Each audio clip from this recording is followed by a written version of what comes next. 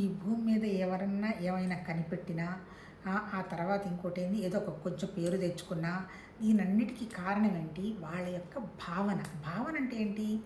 మంచి ఆలోచన అనమాట. అంటే ఇది జరగదు అనేటువంటి భావం వాళ్ళకొచ్చినా అది జరిగే క్వశ్చన్ లేదు. దానికి ఇప్పుడు మన ఒక అడుగుతాడనమాట. అదేంటి? కొంతమంది భావాలని నెరవేరుతున్నాయి. నీ భావాలు నెరవేరాయి. మా భావాలు ఎందుకు నెరవేరడం లేదు అంటాడు. దానికి కారణం ఏంటంటే మనం కూడా ఎవరికి వాళ్ళ మనని మనం విశ్లేషణ చేసుకోవచ్చబ్బా. మనకి ఎంతసేపటికేంటి అంటే కష్టపడటం అనే దానికంటే కూడా సుఖపడటం ఇష్టం. అంటే ఎంజాయ్మెంట్ ఇష్టం. ఇప్పుడు సపోజ్ ఒక క్రికెట్ ప్లేయర్ వెళ్ళి ఆడాలనుకోండి, ఒక 11 మంది ప్లేయర్స్ ఆడతారు. కొన్ని కోట్ల మంది 800 కోట్ల మంది ప్రజలు ఉంటే దాదాపు 300 చాలామంది చూస్తున్నారు. ఎన్ని కోట్లని నాకు తెలియకపోయినా. అంటే ఏంటి? అందరికీ అక్కడ ఆడేవాడికి ఎంత కష్టం?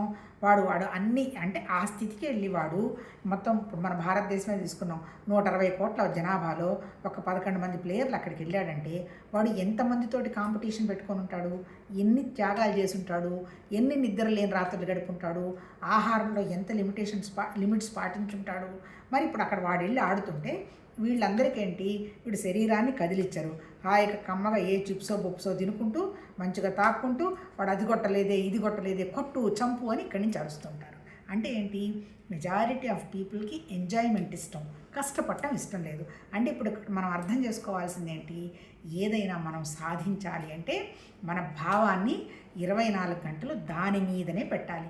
భావం అంటే ఇలా డెఫినెట్గా ఇది అయిపోతుంది అనేటువంటి ఆలోచన మీద కాదండి. కొంతమంది పెట్టారు కానీ వాళ్ళకి ఎందుకు కాలేదు అంటారు. పెట్టిన అంటే పూర్తి ఇంకొకడు ఒక నెగటివ్ ఉంటుంది. నాకు అర్హత లేదేమో, నేను అంత ఆడలేనేమో, అది లేదేమో, ఇది లేమో అని అనుకోవచ్చు. అందుకని ఏంటి? మన ఋషులు చెప్పింది ఏంటి?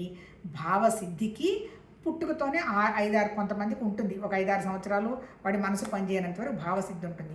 కొంతమంది ప్రయత్నపూర్వకంగా ఏ యోగమో తపస్సో మనసు దాని మీద పెట్టో సాధిస్తారు.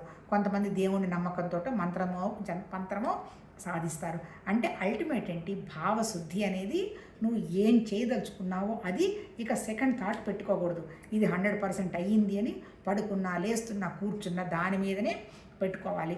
ఇప్పుడు మనం సపోజ్ ఒక సినిమా చూస్తున్నాము, అందులో ఒక మనిషి వాడి యాక్టర్ని చూసాము, ఆ సినిమా మనకు టచ్ అవుతుందా?